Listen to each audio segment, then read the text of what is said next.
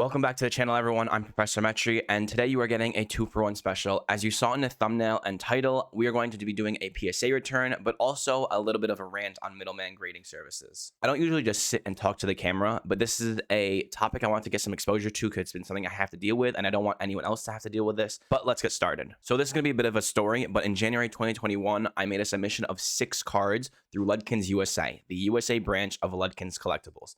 It's been 1 year and 9 months since I submitted and paid for those cards. I have been patient. I carefully monitored PSA's complete through date, which is essentially a tracker for their backlog. And as of the past month, they are no longer backed up. PSA is completely up to date, yet I've only received my cards today. Here's where the story starts to get a little bit juicy, because prior to having my cards, I had no clue what was going on. Last month, I decided to reach out to Ludkins, but when I went to their website and clicked on all of their socials, they were all gone. Twitter, Instagram, Facebook, deleted. They do have a contact form on their website, but when you go to fill it out, you're hit with an error every time.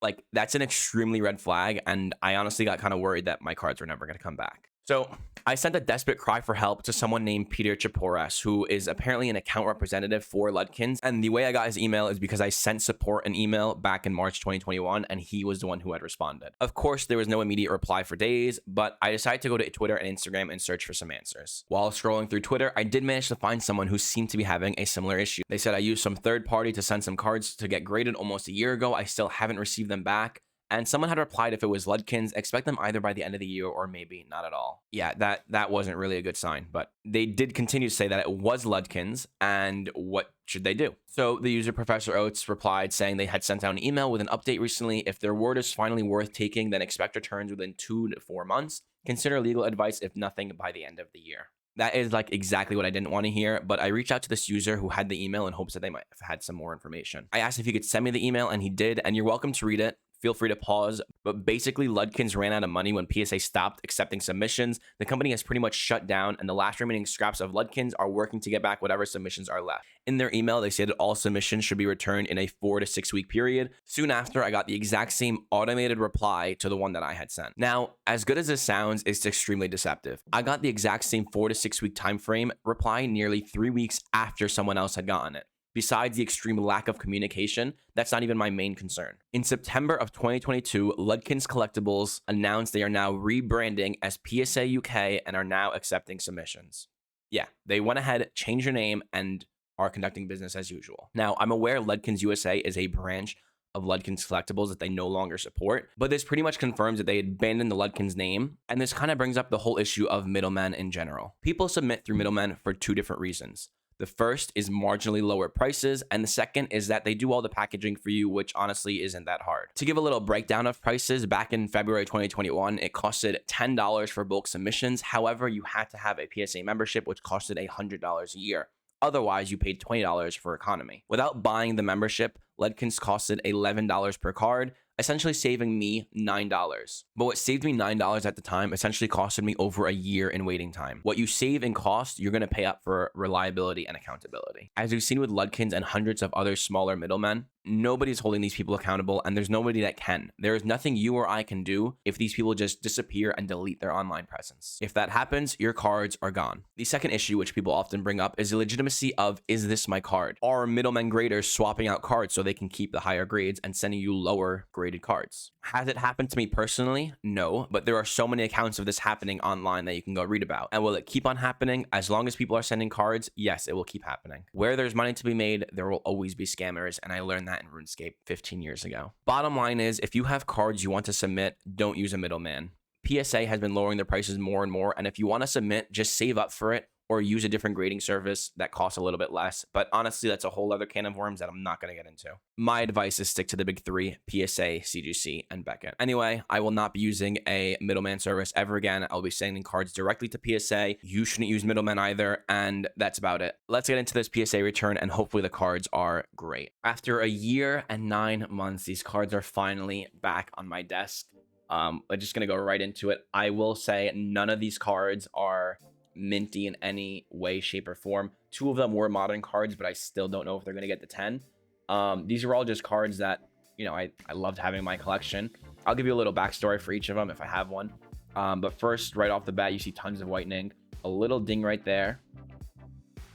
but it is a first edition Nidoqueen from Jungle. Lots of scratching on the foiling, and it has a very good to excellent 4. You know, I'm not upset with that. I'm just happy to have it back. Also, there's some crazy damage right there, so that obviously deserved a 4. Next up, we have another pretty damaged Whitening card. Ooh, but this is a good one. This is a Dragonite Hollow from Fossil. Also very scratched up on the foiling. And I got the excellent 5, so stepping it up 1 point. Hopefully we keep doing that. Very cool. Prices will be on the screen. These two were just in my collection since I was very, very young. So it's cool to have those back. Next up, this one doesn't look, you know, as bad as that Nidoqueen. So maybe another 5. But it is the Red Cheeks Shadowless Pikachu. For those of you who don't know, Red Cheeks is the rare version of base set Pikachu, and it is shadowless. This was given to me by a friend for my birthday. He gave me his whole collection, and this was one of the gems in it. I had to get it graded, and it got an excellent 5. That is, man, it's so cool. And I'm sure my friend's gonna be so happy I got it graded, got it back 2 years ago, man. 2 years. But it's finally back. Let's see. Yeah, so I know there's a Charizard here. I was looking for it. It is right there at the bottom. It is Japanese. I'm assuming the next 2 cards are my modern ones. You can see that they are extremely minty. There's no whitening, no damage. The first one is a Caesar VMAX from Darkness Ablaze. This was my first booster box that I ever opened. I opened it with my cousins. We pulled this rainbow, and it was just so exciting. I was like, you know what? If I'm going to get any cards graded, it is going to be this one. It holds a ton of memory. And it got a Gem Mint 10. Oh, man. Okay, that's really cool. I don't think, you know, these rainbows are worth a ton, especially a Caesar from Darkness Ablaze. But that's awesome. Our first 10. The next one is probably my favorite card in the set, look-wise. And it is the Dragonite Full Art from XY Evolutions. I remember I pulled this in the car by myself. And so I'm just happy to have it. This centering looks good. I don't know how much this goes for in a PSA 10, but the back also looked perfect. And PSA 10, another solid 10. I'm happy that the 2 modern cards I sent both got 10s. Really, really happy with that. The gold on that just looks amazing. And finally, we have our Blaine's Charizard. The foiling on this honestly looks super clean, but what holds it back is the insane amount of damage on the bottom left corner, and honestly on the back itself. I can't imagine this getting anything more than a 5, but it got the very good to excellent 4. So I'm not even upset with any of these grades. They all deserved it. These are just personal cards I want to get graded for my own personal collection. I hope you guys enjoyed this PSA return. I don't do them often. I don't send a lot of cards in. I did just send another submission, so maybe we'll get those back in a few months and I'll do another one. But as always, thank you guys for watching. I hope you guys enjoyed that PSA return, and I hope you guys learned a little something about PSA middleman services, and, you know, maybe consider not using them next time. But have a good day anyway. Peace.